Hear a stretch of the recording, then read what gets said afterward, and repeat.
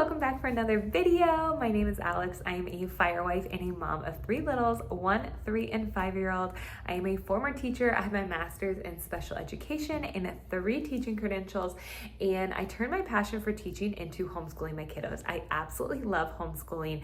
We are in our first year of technically homeschooling because my little boy is in kindergarten, but I really have been kind of doing the preschool homeschool at home for a few years, and I absolutely love it.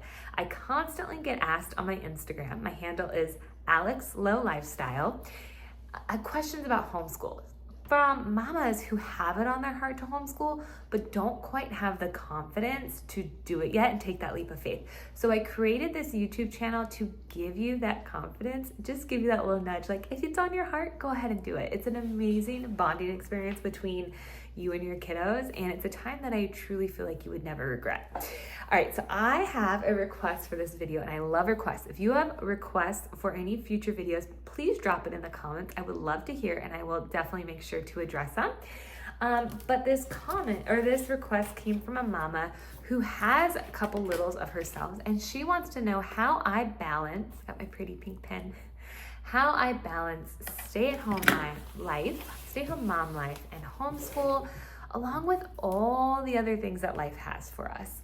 Now, I kind of chuckled when I read it because I feel like when you're just a mom in general, balance you can kind of throw out the window, right? Like, especially when you have 2+ kiddos. When I had 3, that's when life really got crazy. And that's just life. There's not really balance. In some ways, your cup is gonna be full in one category, but then the other area of your life, it's gonna be empty. So it kind of is always that teeter-totter. I truly feel like when you're married, you have multiple kids, you have so much on your plate, there's never gonna be a time where everything is perfectly balanced. There's gonna be some areas where you pour more into, some areas where you pour into less, and that's okay. But I'm gonna give you 4 top tips of how I stay kind of sane, while balancing homeschool life and being a stay-at-home mom. All right, my number 1 top tip, and this is the most important one, and I know you might roll your eyeballs because you might say you don't have time or you're not a morning person, but you need to have that quiet time for yourself in the morning. I adapted a morning routine years and years ago and has changed my life, especially as a mom. If you are a stay-at-home mom / homeschool mom, or even parent, maybe you're not a mom, but maybe you are a dad or a parent, you have to have the quiet time for yourself in the morning, because I feel like my days, I have a 3-year-old right next to me right now, my days are about 16 to 18 hours long with a kiddo next to me attached to my hip. I don't have very much time away from my kids, and that could make somebody actually insane. So adapting a morning routine, I know it's so hard to get up early, and there's seasons where you might have a newborn and you're not sleeping, sleep in. There's seasons for this, but if your kiddos are, for the most part, sleeping through the night, get up before your kids, or as best as you can. I have a 3-year-old that gets up at 5 a.m., but I do my morning routine. It's not my time to entertain her. I do my routine. I start with my devotion. I do my quiet time. I write down 3 things I'm grateful for. I maybe do a little bit of work, and I work out before I start my day and before I pour into my kids. If she wants to get up, she can join me and she does my morning routine with me, but I'm not getting her food. I'm not getting her water. I'm not entertaining her. And that is mama's morning time, and she can join me. It's mommy's morning time. So you got to have that time for yourself in the morning to set the tone for your day. It helps you not be frazzled. It helps you just feel like you poured into your cup before you have to pour into everyone else's cup. Tip number 2 is workout.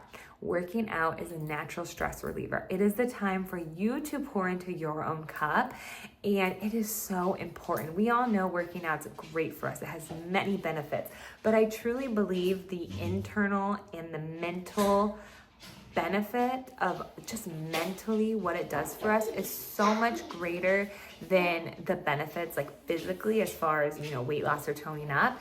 It is such a great stress reliever. And working out, I would say every, 5 days a week. So Monday through Friday, your homeschool days, get that workout in. And it is so, so beneficial for you. I like doing it, like I said, in my morning routine. And it just helps set the tone for your day. It helps energize you. A lot of times people think, oh, I'm too tired to work out. but you work out because you're too tired. You work out to give you more energy. Tip number 3 is prep as much as you can the night before. I know our nighttime is our sacred time, but if you spend 30 minutes prepping for your next day, it makes life so much easier. Maybe that's prepping a meal. Maybe that's prepping some lunch boxes because you're gonna go adventure out at a park or you're gonna go to an aquarium. Maybe it is prepping as much as you can for a craft, just that way it's easy as possible. I know my kids and I were baking cookies today for Christmas, so I got the aprons out. I got everything measured, like pre-measured, ready to go, bowls and spatulas out. As much as you can prep for activities, snacks, meals, school, crafts, as much as you can prep for your day, get it done the night before. It will make your day run so much smoother. And my 4th tip is get outside as much as possible. We are a 1,000-hour outside family. If you don't know what that is, go check them out on Instagram. 1,000 hours outside is the Instagram. She's an amazing mama who started this challenge with her family, and it says what you hear. It's spending 1,000 hours outside every year, whether it's super hot, super cold. You can do it. There's people from all over the country in all different regions who do it. And it's spending time in nature where we're meant to spend time in. I find a lot of times when my kids are extra cooped up, everyone goes a little crazy, especially me. We all feel a little cabin fever and we just need to get some fresh air. So even if like you're doing in the middle of a lesson, you feel like your kid's having a hard time focusing or you're not getting through to them, that's a great time to say, you know what, let's pause this. Let's go for a walk outside. Let's go on a scavenger hunt. Let's just go get some fresh air, play tag outside or kick the soccer ball. And then we're gonna come back in and we're gonna regroup and we're gonna try this again. That is okay. The beauty of homeschool is it doesn't have to be super rigid. It can be very flexible. And I know with little kids, it's easier said than done. Trust me, I know I have three littles, but taking breaks as often as possible to go outside, whether it's to build a snowman or play in the water if it's a super hot, sunny day. But go outside and take those breaks when you can. And then I want you to plan some adventures in your week. Go outside and plan adventures. The beauty of homeschool is that you can take homeschool out on the road one day. Go to a park and do a craft at a park. Go to a local farm or aquarium or whatever it might look like by you. Go maybe a children's museum, whatever it might be. Go and plan an adventure. I'm going to challenge you to do 2 a month. If that seems like too much, do 1 a month, but at least 1 to 2 a month, and go outside and adventure with your kids. Go somewhere locally and take them somewhere fun and just learn in a different environment. You don't always have to learn from the book curriculum.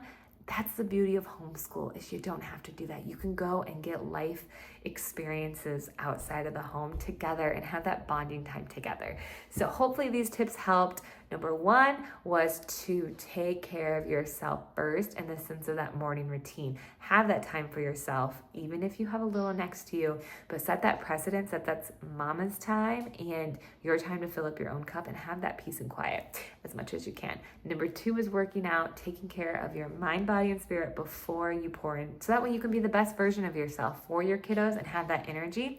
Number 3 is prep as much as you can at night. And number 4 is outdoor breaks and those adventures. All right, I hope you enjoyed. Let me know if you have any topic suggestions or questions for me. I would love to hear from you. Thanks again for watching. If you have not yet subscribed, please go to my channel and subscribe, and I will see you again soon.